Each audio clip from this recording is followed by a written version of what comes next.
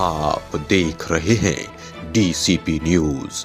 ना सत्ता के पक्ष में ना विपक्ष के हक में, बात होगी सिर्फ जनता के पक्ष में। राजधानी की स्वास्थ्य सेवाएं बेहाल तो पहाड़ों का क्या होगा हाल।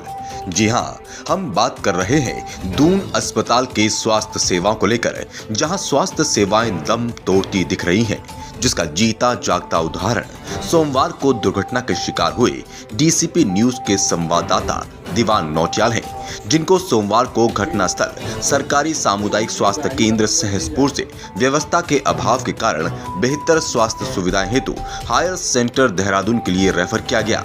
तत्पश्चात राजकीय दून अस्पताल के आपातकालीन सेवा के बाद संवाददाता को ऑपरेशन के लिए कहा गया, लेकिन उससे पहले कुछ टेस्ट जांच करवाने के लिए कहा गया। लेकिन जब मंगलवार को पीड़ित दून अस्पताल के आलीशान 5 मंजिला इमारत की परीक्षण प्रयोगशाला में पहुंचे तो पाया कि अस्पताल की मशीनें धूल फांक रही हैं और कुछ कर्मचारी अपनी मांगों को लेकर धरने पर बैठे हैं। जब स्वास्थ्य सेवाओं की बेहाल स्थिति को लेकर आलाकमान अधिकारी से मिलना चाहा तो उच्च अधिकारी दफ्तरों से नदारद मिले और कुछ जूनियर कर्मचारी टाल मटोल करके पल्ला झाड़ते दिखे। आगे की जानकारी के लिए सीधा ले चलते हैं धरना स्थल पर जिला संवाददाता दीवान नौटियाल के साथ।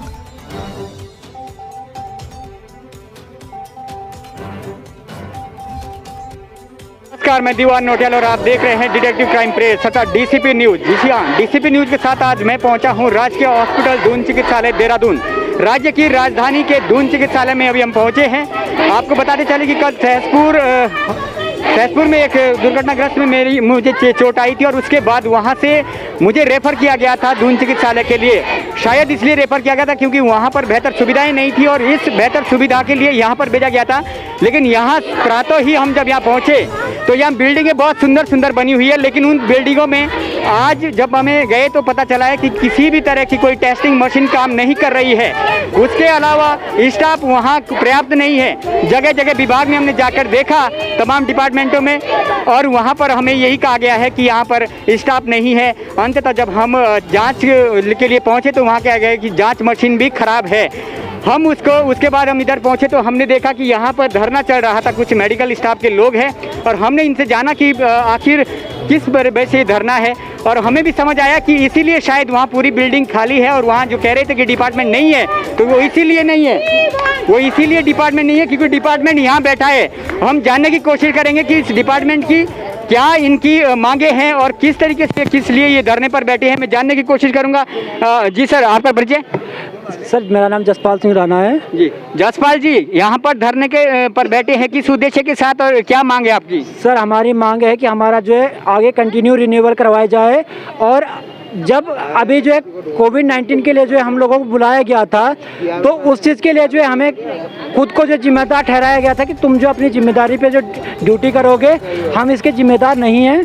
और अभी भी हमसे यही बोला जा रहा है कि आगे जो है तुम्हारा जो मतलब 11 महीने का कॉन्ट्रैक्ट था वो जो है आप लोगों ने खुद लिख के दिया, हमसे लिखवा के लिया है और किसी नहीं लिखा है तो उनसे भी मतलब कॉपी करवाई, जो भी करवाया होगा सबसे यही गुहार लगा रहे हैं कि तुमने जो लिखित में दे रखा है।